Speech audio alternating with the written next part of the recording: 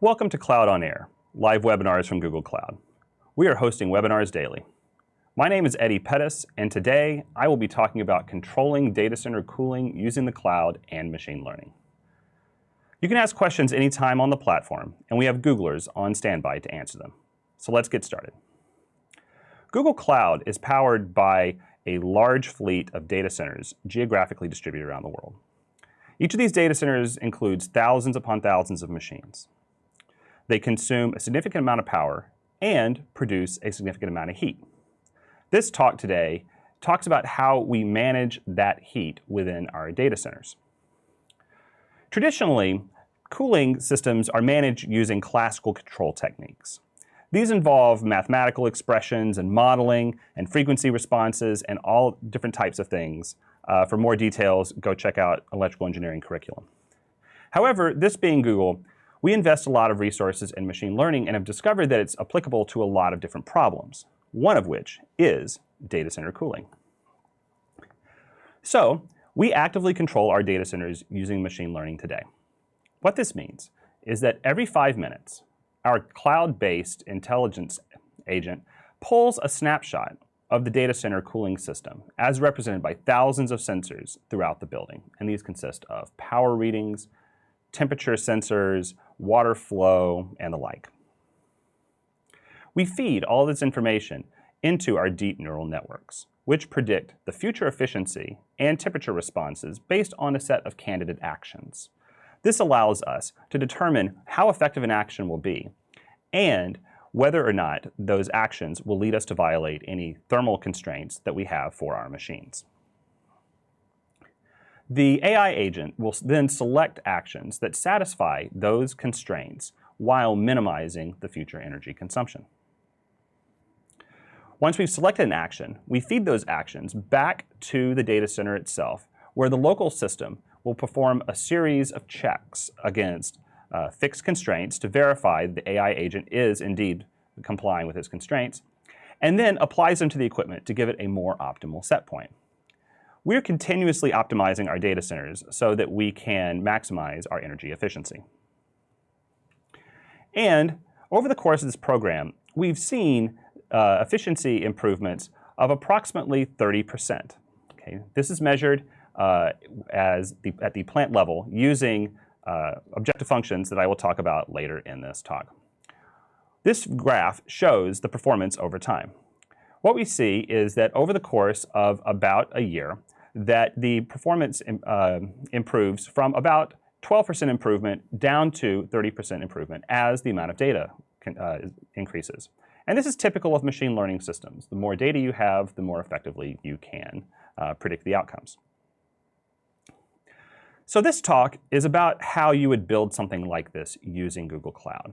There's a lot that goes into the system. We don't have time for all of it today, but we're going to focus on 4 key points. The first point is how to build a data collection pipeline similar to the ones that we use to drive this particular program. You can use these data collection pipelines for a variety of tasks, whether it's managing data center cooling or network telemetry or other things like that. The second piece is building a data validation pipeline, because it turns out that all that data you collect isn't worth a whole lot if you can't trust it. The third piece is choosing an objective function. Machine learning systems optimize these objective functions, and it's very important that you pick the right one for the lessons that you'll see here in a moment. And lastly, we talk about engineering better features. Sometimes the data that are available don't represent precisely what you need in order to optimize it effectively. And so we'll show an example when we did this, and you can infer how you might use this for your applications as well. So first, building a data collection pipeline. This block diagram shows a cloud system similar to the ones that we would use inside our data centers. We have a variety of blocks here, proceeding from left to right. First, on the left, we have devices. These can be anything that you want to monitor in our system. These are power meters, they are flow meters, they are temperature sensors, all different types of devices throughout the data center. The next thing you have is a collector. The collector bridges the gap between these devices and the cloud. It's responsible for gathering the data from the devices and making it accessible to computing systems. There are a few different architectures you can choose from in terms of writing collectors, but they pretty much boil down to two options. There are push-based models and pull-based models. When you push data, this means that the devices themselves are responsible for transmitting the data into the cloud. This is beneficial because it allows devices to be automatically discovered. Once they start producing data, the cloud is aware of them. The second approach is the pull-based approach, where the collector reaches out to specific devices and then gathers their data so that it can be consumed within the cloud. There are various trade-offs why you would choose one or the other, that you can choose the one that is best for your application. The data from the collector are published into a cloud pub/sub channel. A pub/sub is a publisher-subscriber system. What this means is that you can have many systems that publish data into it, and many consumers can consume data within this. This is an architectural choice for the system because it allows us to decouple the process of production and consumption. That is, if you have many different types of devices, you could have many different collectors that pushed normalized data types into the pub/sub. When you do this, consumers are unaware what exactly is producing the data. They only know that we have this data that's available. Similarly, you can have many different types of consumers that all consume the same data. And we'll show two examples of that here. One of them is an archiver. The archiver subscribes to this pub/sub topic to store the data. The benefit of this is that we do not have to deal with the latency of going through an intermediate storage device for other downstream systems. The archiver is responsible for storing this data for long-term access. In this particular case, we use Cloud Bigtable. Personally, I think it's a good choice for time series databases. It is what we use internally, so it's been really good to us so far. So in this particular system, we have a data flow from physical devices all the way through to an archival storage, which leads us to the next piece. Now that we have this data, how do we validate this before it gets consumed by a machine learning system? So going back to our block diagram from before, we have added into it a validation pipeline written in Cloud Dataflow. This particular analysis pipeline is responsible for performing health diagnoses on the data that are coming through. So it subscribes to the Cloud pub/sub topic, just like the archiver, and it proceeds through two different steps. The first step is what I'm calling a device diagnoser. It performs local data diagnostics on a per-device basis.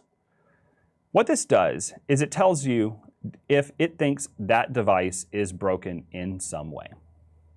Thing is, this might generate some false positives. So we have after that a repair aggregator, which is responsible for batching all of these per-device failures into a single place and then looking for a potential root cause.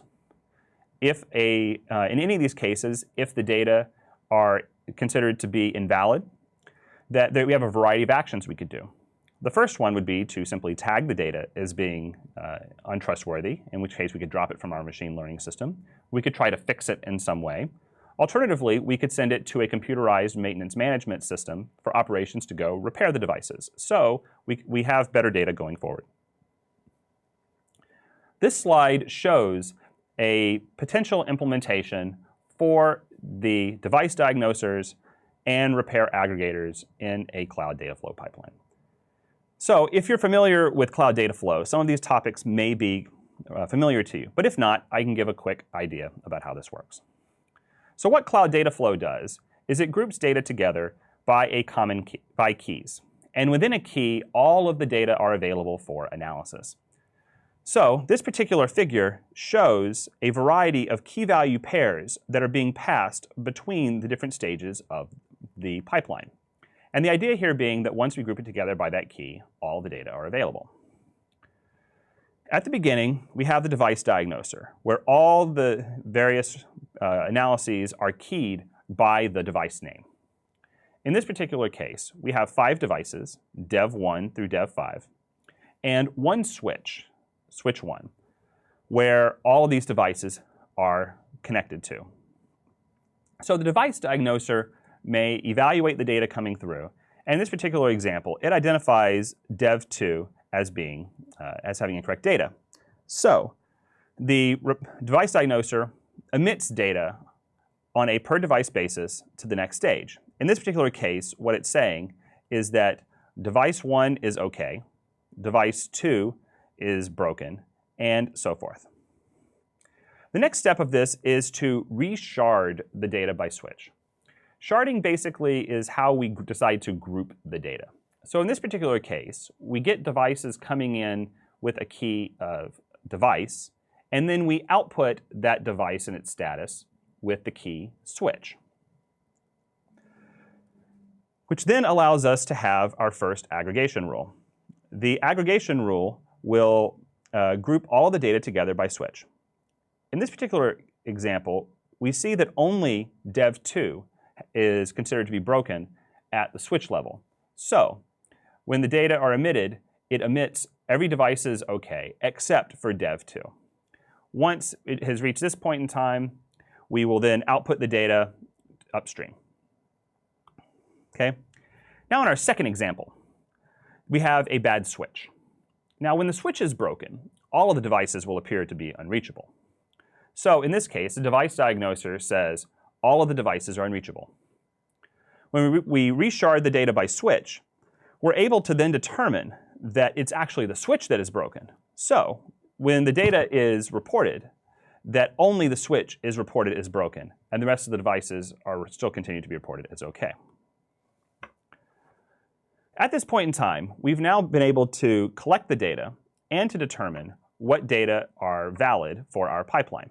So now we start getting into the machine learning pieces of this system. The first thing you need to do with any machine learning system is to identify what metric you wish to optimize. So in our initial implementation, we decided that we wanted to minimize our power consumption of our cooling plant. So we did what pretty much everyone does at the beginning. We put tons of data into a machine learning system and expected energy savings to come out the other side. However, what actually happened was, thankfully, an offline experiment where it said that the way that we would minimize the power consumption in our data center is to turn off all the cooling, which is eventually correct when all the machines go into thermal shutdown.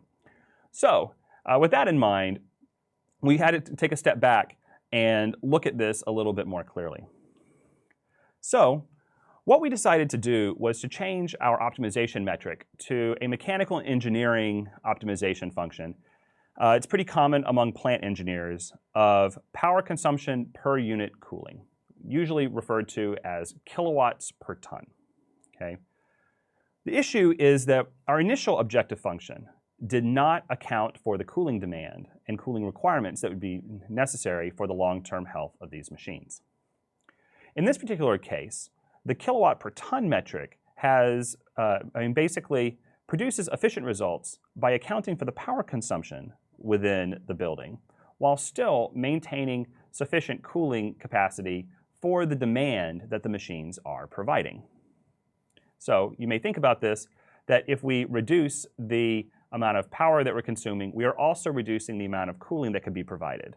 So it's not necessarily going to minimize the value, because the amount of cooling we have could go down faster than the amount of power that we go down, and so forth.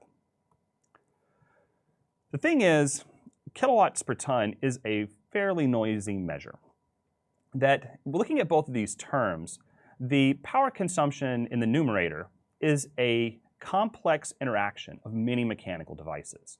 Because mechanical plants, they have chillers, they have cooling towers, they have pumps, they have heat exchangers, lots and lots of things with relatively long time constants for how heat transfers through that system. And each of these individual systems is optimized to control its piece. So you may have some pieces that are trying to draw down their power consumption, while some pieces are spooling up their power consumption. Likewise, you may be turning some things on, which have inrush currents. At the same time, you're turning things off. With this in mind, we have quite a lot of noise in the power measurement. The second thing is that cooling demand is dictated by the load's behavior external temperatures and all these mechanical interactions that I described before, it's basically going that it's hard to predict in advance how these things are going to behave. But this is what machine learning is actually really great at. Because although in low dimensional space, like suppose we plotted the kilowatts per ton as a function of cooling load, it's really noisy. When you look at it in higher dimensional spaces, it becomes more predictable. And machine learning models are capable of modeling this higher dimensional space and then allowing us to score different actions and determine more efficient commands than what the local systems could provide. So now that we've built a system that does all of this, we're going to move on to what happens when it doesn't necessarily work out as you expect. So one of the issues that we encountered in our data centers was that operations was complaining that our chillers were turning on in January. And I don't know if you've been to Iowa in January. It gets really cold there. And the idea that we'd be turning the chillers on when it's below freezing outside really confused them. So we started taking a look at this and discovered that there were some types of behaviors that our initial feature vector really struggled to understand. So what this figure shows, on the horizontal axis is time. On the vertical axis, we have temperatures. The blue line is the water temperature over time. And the red solid line is the water temperature constraint. Basically, this is the limit at which the machine learning system believes it would violate the thermal constraints of the data center. And what we see in this particular graph is that at some point in time, the water temperature will start to increase very rapidly. So looking at it from the perspective of a machine learning system or someone who really didn't have the full context, you would be able to interpolate this line to show that it looks like it's going to exceed the water temperature constraint in the very near future. So when this would occur, the machine learning system would predict that the temperature would rise and violate a constraint, so it needed to cool that water to prevent that constraint violation from occurring. The thing is, inside our data centers, we have a process that occurs during the wintertime called de-icing. What happens is, in our evaporative cooling towers, we have fan blades that spin around. And because we're evaporating water, that some of that water winds up accumulating on those fan blades. And if you let it sit there for long enough, you'd get ice buildup, and then when you would run the fans, that could potentially create weight imbalances, which could damage the fans, damage the bearings, anything like that. So we have a process that will occur where we deliberately run the fans in reverse to blow hot air over the fans, rather than colder air over the water. So once we discovered what this behavior was, we were able to determine that the machine learning system actually needed an additional feature. In this case, the de-icing status. We went through and we figured out how to measure this from our equipment. And we would feed it into the model during training and at inference. And it would determine that if we saw the de-icing status, that we didn't need to worry about the increase in water temperature, because the water temperature would eventually come back down after it had finished that de-icing sequence. And this allowed us to stop the behavior where we would turn on chillers in the wintertime. Turns out that machine learning is pretty good when you give it the data that it needs. So with that in mind, these are the 4 topics that we would like to be able to discuss during here that go into building a machine learning to control mechanical systems. The first thing to note here, I didn't talk about the TensorFlow and the models inside it. There are lots and lots of tutorials out there about that, and that is very, very critical to the proper function of our machine learning system. Like, to be completely honest, there's no way it would work without it. However, there's a lot more that goes into it than just machine learning. Data collection and validation provide the high-quality inputs that this TensorFlow model need in order to be successful, particularly in an environment with physical sensors that can break. The right objective function is required to achieve the right outcome. Like in our example, we would have turned off all the cooling if it hadn't been an offline experiment. And so it takes some time to really think about what you really want your ML system to produce for you. And then, after you've done all this, you may find that you still need to engineer custom features in order to resolve unexpected behaviors that occur at runtime. What we see today is that we are constantly looking at the performance of our systems and finding ways that we can tweak it a little bit, either in terms of health rules, in terms of collecting more data, changing features, or tweaking objective functions in some way. And this is an iterative process. But the good news is that over time, as we gather more data, we also continue to see more improvements with our system. So on that, this concludes my formal presentation. So please stay tuned for live Q&A. We'll be back in less than a minute.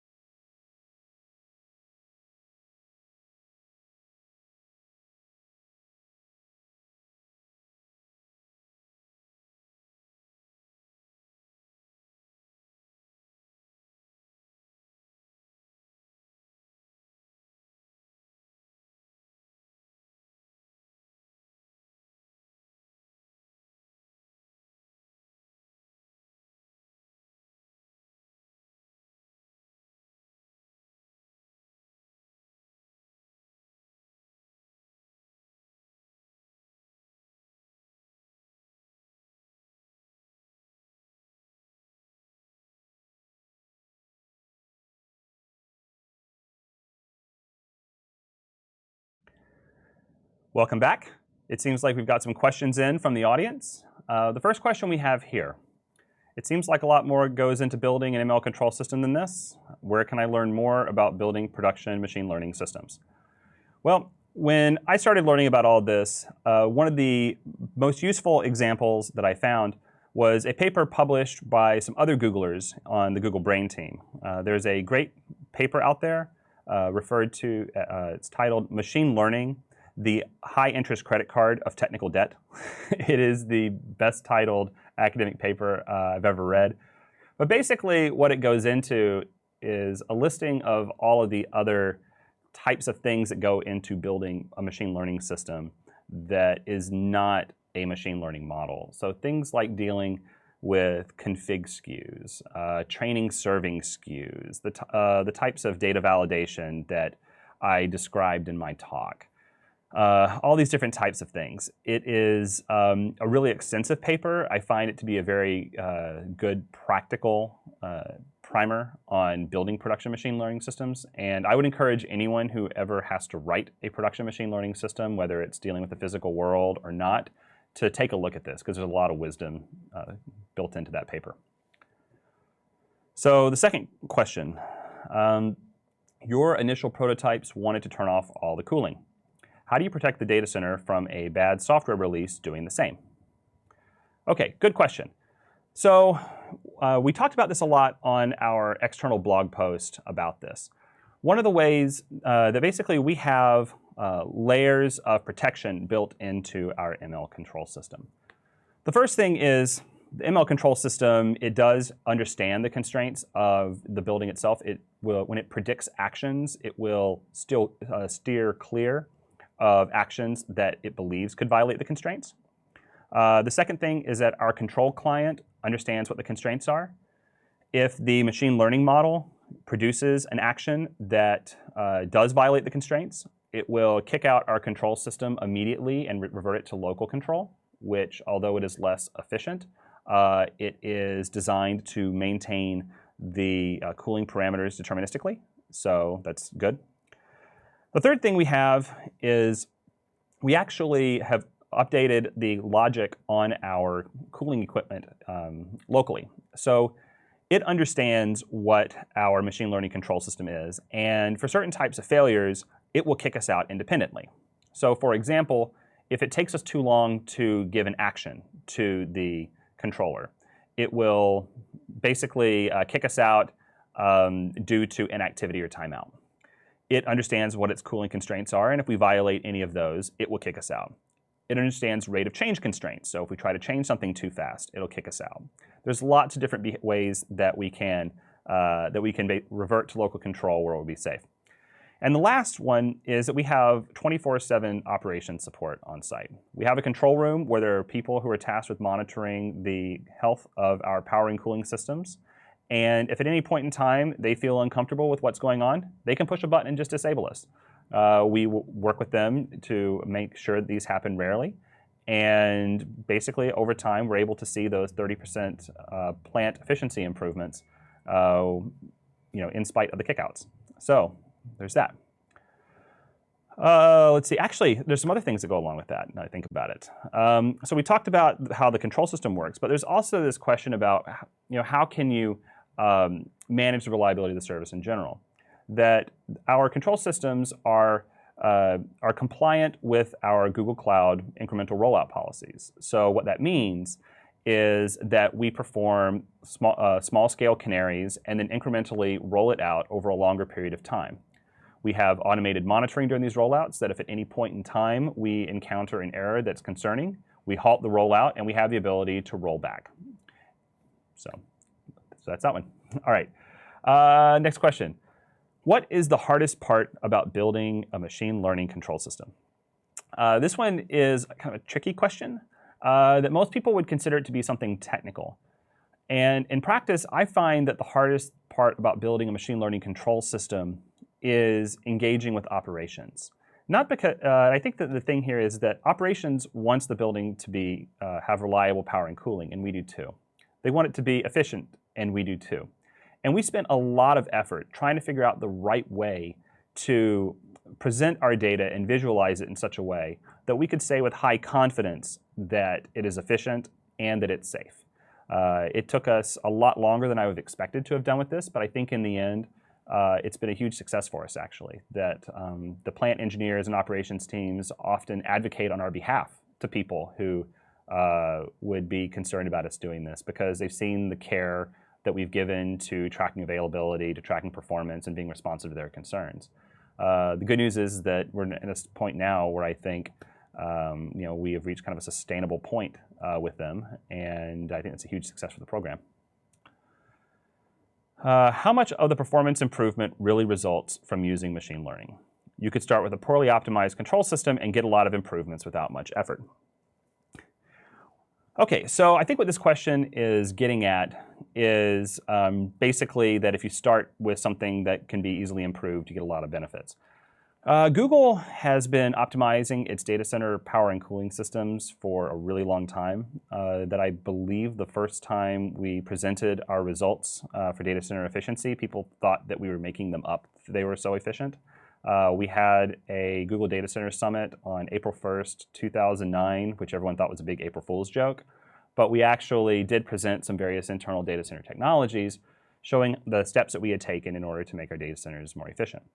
And over time, we've been publishing more of our data center efficiency metrics on our website, and we operate data centers that are among the most efficient in the world, that we've put a lot of effort into this. So basically, getting an additional 30% efficiency out of the cooling plant on top of all of the years of work that have been done by mechanical engineering and plant engineering, I think actually really is a huge success for us. I think that all of the low-hanging fruit have been picked bare in the data centers. So the idea that we could build a machine learning system that was able to do that much better than what had been done in the past, I think really speaks volumes to how effective machine learning can be in solving some of these complex mechanical problems. The last question we have here, why don't you use machine learning for your data validation pipeline? Okay, so I think what this question gets at is that in the figure, it showed a cloud data flow pipeline that has a series of rules. The examples that we have are deterministic in the sense that, like I talked about, the device becoming unreachable or just some other type of failure. We're not specific about what types of failures that are being detected at the device diagnoser stage versus the repair aggregator stage. That this particular architecture allows you to apply whatever techniques you want to those applications. So if you want to stick with straightforward deterministic rules, you can do that. If you want to use something more sophisticated, like an anomaly detector or some other type of inference to aggregate rules and suppress them, you are free to do that, actually, as part of all of this. That's strictly a piece of the example that we gave here. On that note, I don't see any more questions coming in from the audience. So thank you for tuning in. Please visit Cloud on Air to discover more content from our Google Cloud experts.